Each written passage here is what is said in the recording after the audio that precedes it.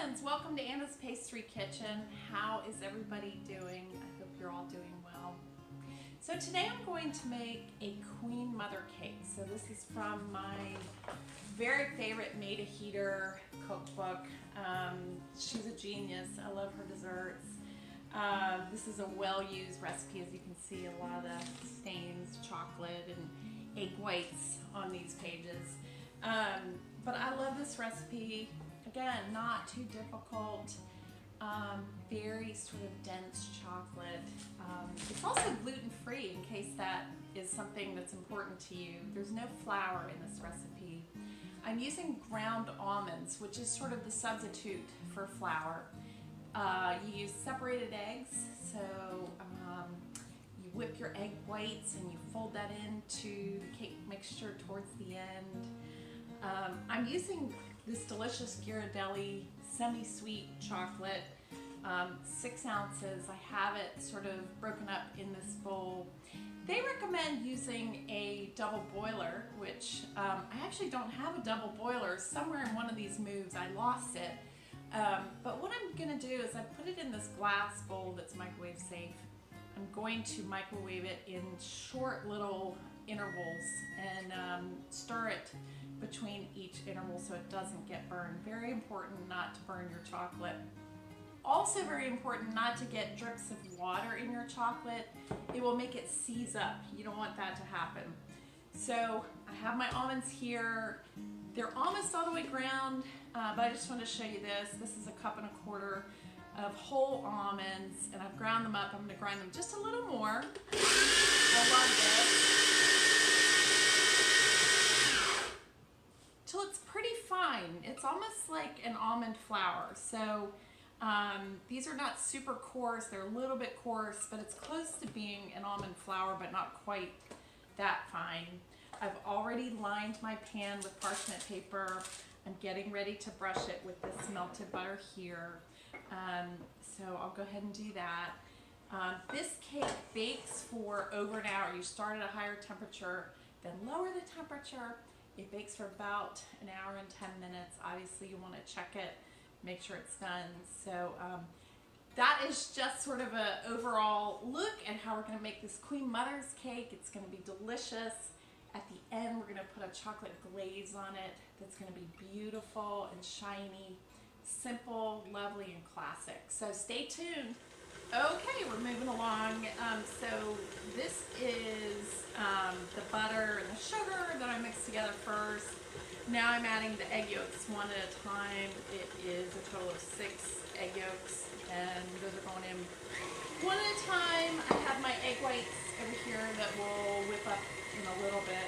Very important before you whip up your egg whites, you want to make sure that they are, that there's no yolks in there, because that doesn't allow it to whip up really nicely.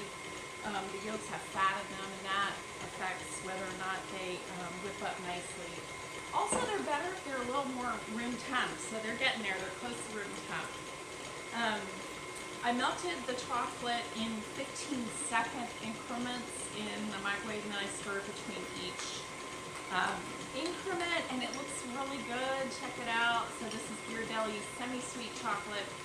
So now we're going to add this to the butter, sugar, egg yolk mixture, and we're going to mix it together really well. Then we'll add the this is the ground almonds, and they're a little coarser than almond flour, but they're still pretty fine. So I'm going to go ahead and add the chocolate here. I hope you can see that.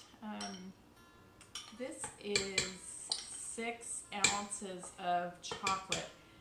This Ghirardelli comes in a 4-ounce bar, so it's 1.5 of these, and it tastes really good. And I don't want any of that to go to waste, so I'm going to go ahead and get just about as much of that as I can out of there and into our cake mix. I feel like, you know, this might not be a typical Thanksgiving dessert, but hey, why not? You know, just eat a little less mashed potatoes and gravy, and you'll have room for this really delicious and rich chocolate torte. I do think it'd be a fabulous dessert at Christmas time. It's very festive. The glaze will be shiny and beautiful. That'll be a technique that I'll show you. Not hard. Y'all may have noticed I don't like hard desserts. I like things that just aren't too overly complicated. This one is not complicated. It will end up being a single layer chocolate torte. And I'll probably refrigerate it overnight and glaze it tomorrow. When I glaze it, it will need to be room temperature though. If you try to glaze it when the cake is actually cold, then the chocolate will set up too fast and it will be dull. So we can't have that. Let me go ahead and get the rest of that chocolate in there. Go ahead and mix this a little better. Then I'll add the almonds, and then the next step is we'll fold in the whipped egg whites. So don't go anywhere. Be right back. We are already almost there. So I've got the cake mixture here that is the butter, sugar, egg yolks, and almonds, ground almonds right here. I washed this bowl really well and I dried it, so now it has 6 egg whites in it.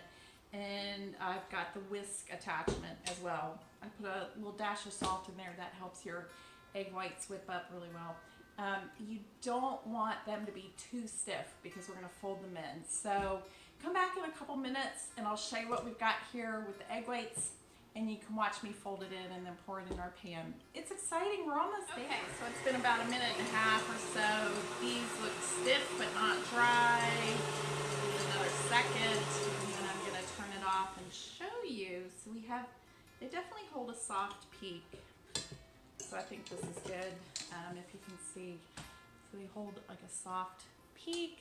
Can you see that in there? I hope. So now we're gonna fold this into our cake batter that's a little thick, right? So I'm gonna start by just sort of mixing in a spoonful about that big.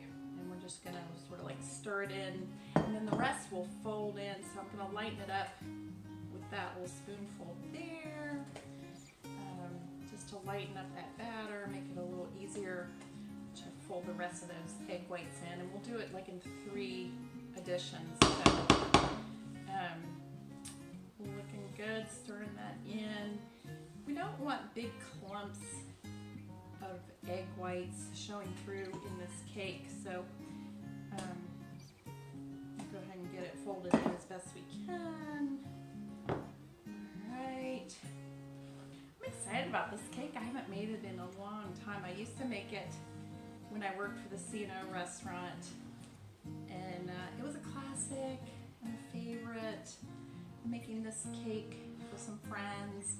I'm always looking for places to send my desserts. Y'all, I don't need a whole chocolate torte, right? So definitely whenever there's an occasion, I think, oh, I could make them cake.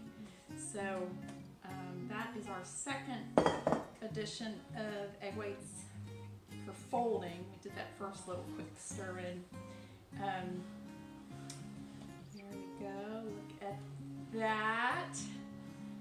All right, and then I'll go ahead and fold in that last little bit, and we're gonna pour it into the pan, twirl it just a little.